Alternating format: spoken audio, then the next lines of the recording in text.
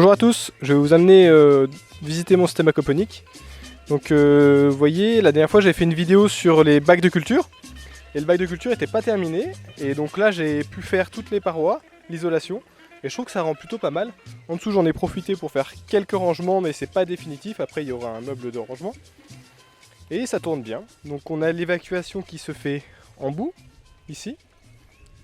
Qui descend là, qui passe sous la terre et qui rejoint le puisard. Et l'arrivée d'eau qui est dans l'angle là. Il y a 4 aérateurs répartis sur toute la table, mais pour l'instant il n'y en a que 4, mais après je vais en rajouter. Donc le deuxième bac de culture, c'est le bac à billes d'argile. Ça va me servir aussi de filtre biologique. Je fais 2 séparations. Ici il n'y a que des vivaces et ici il n'y a que des annuels. C'est-à-dire que ça résiste l'hiver et pas ça. Ça me permet de, par exemple, imaginons que je rate mes semis ou que toute la table là elle crève. J'ai toujours des vivaces, du thym, du romarin, des trucs qui tiennent bien même l'hiver, qui me permettent de maintenir une filtration suffisante. Ici on a les 2 filtres, donc le filtre à tourbillon et le filtre fluidifié. Le filtre à tourbillon fonctionne comme ceci. Donc il y a l'eau qui arrive là, qui tourbillonne, les particules lourdes tombent au fond, et les particules légères vont dans le tourbillon. Directement après, le biofiltre, donc il y a 3 aérateurs là-dedans, 50 litres de Caldnes K1. Les Caldnes K1, c'est les petites billes en plastique qui sont utilisées aussi dans les stations d'épuration. C'est un média qui est utilisé depuis plusieurs années, c'est assez reconnu, ça marche super bien et j'en suis très content. C'est un peu cher à l'achat, mais au moins une fois qu'on l'a, et ben on l'a, toute la vie. J'ai eu un petit problème, bon vous voyez là il y a une rustine, c'est parce que j'avais mis l'évacuation en 32 mm. Erreur, il n'y avait pas assez de débit, c'était de la merde. Donc j'ai changé, j'ai mis un 50 mm. Le problème c'est que si je faisais pas ce trou là, ça faisait siphon, pas de souci, hein, ça faisait siphon, ça allait dans le puisard, mais et ben le siphon se bloquait parce qu'il y avait de l'air qui stagnait en haut du coude, et ben là ça débordait, c'était pas facile. Donc le trou que j'ai fait là a solutionné le problème. On voit à gauche directement le puisard. Donc le puisard c'est celui qui recueille toute l'eau. À l'intérieur il y a une pompe de 16 000 litres, bien trop grosse pour le système. En plus la sortie est en 32 mm, c'est une erreur de ma part. Le 16 000 litres, pour que ça passe en pression, il aurait fallu avoir du 63 mm en sortie. En sortie de pompe, on a également un filtre UV de 48 watts qui s'allume 2 heures par jour. Il me permet de tuer les germes, de tuer les micro-algues et de garder une eau vraiment claire.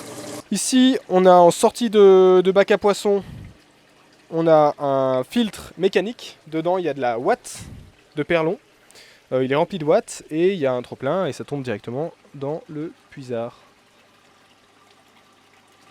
Et voici la pompe à air. C'est une petite pompe à air qui fait vraiment bien le boulot.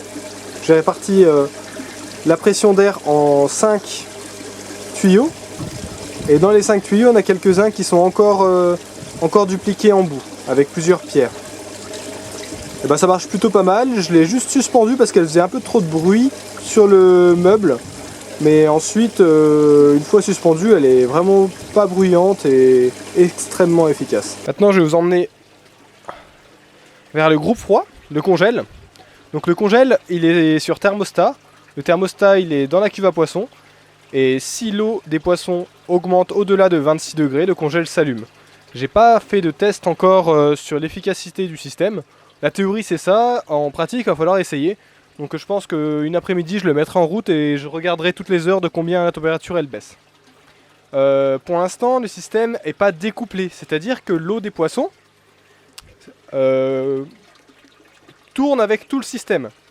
Le but c'est d'arriver à découpler et de faire 2 systèmes découplés, c'est-à-dire un système avec les poissons, un système avec la culture végétale.